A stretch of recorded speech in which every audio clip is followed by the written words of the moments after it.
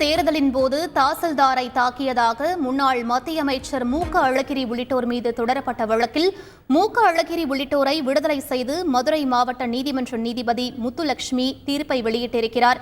இது பற்றிய கூடுதல் விவரங்களை எமது செய்தியாளர் மாரிச்சாமி சொல்ல கேட்கலாம். வணக்கம் மாரிச்சாமி, இந்த வழக்கின் பின்னணி என்ன, மேலும் இந்த தீர்ப்பு தொடர்பான முழு விவரங்கள் என பதிவு பண்ணுங்க. 2011ஆம் ஆண்டு சட்டமன்ற தேர்தலின் போது தாசில்தாரை தாக்கியதாக தொடரப்பட்ட வழக்கு.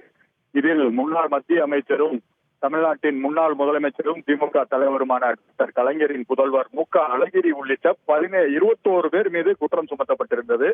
இதிலிருந்து முன்னாள் மத்திய அமைச்சரும் திமுக தலைவருமான டாக்டர் கலைஞரின் புதல்வர் அழகிரி உள்ளிட்ட 17 பேர், தற்பொழுது 17 பேர் உயிருடன் இருக்கிறார்கள். அந்த 17 பேரும் விடுதலை என தீர்ப்பு வெளியிட்டிருக்கிறது. இந்த தீர்ப்பை மதுரை மாவட்ட நீதிமன்றம் வழங்கியிருக்கிறது.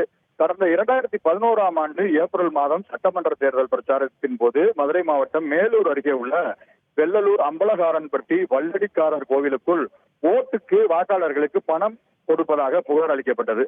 இதனை அடுத்து மேலூர் தேர்தல் அதிகாரியும் தாசில்தாருமான காளிமுத்து மற்றும் தேர்தல் அலுவலர்கள் வீடியோ கேமராமேனுடன் அங்கு சென்று வீடியோ எடுத்தனர். அப்போது இவர்களுக்கும் முன்னாள் மத்திய அமைச்சர் மூக்க அழகிரி தரப்பிற்கும் ஒரு வாக்குவாதமானது ஏற்பட்டது. புறப்பட்ட வழக்கு, இந்த வழக்கு மாவட்ட நீதிமன்றத்தில் நடைபெற்று வந்தது. மூக்க அழகிரி மதுரை முன்னாள் துணை மேயர் PM மன்னன் இந்த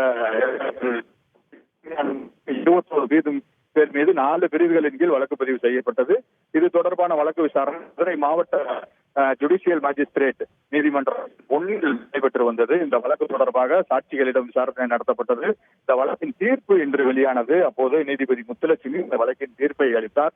முன்னாள் மத்திய அமைச்சரும் முன்னாள் திமுக தலைவரும் தமிழ்நாட்டின் முன்னாள் முதலமைச்சருமான கலைஞரின் புதல்வருமான மூக்க அழகிரி உள்ளிட்ட அந்த 17 பேரையும் விடுதலை செய்வதாக நீதிபதி முத்துலட்சுமி தனது தீர்ப்பை வழங்கியிருக்கிறார்.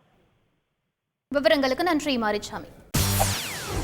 செய்திகளை உடனுக்குடன் தெரிந்து கொள்ள உடனே சப்ஸ்கிரைப் பண்ணுங்க.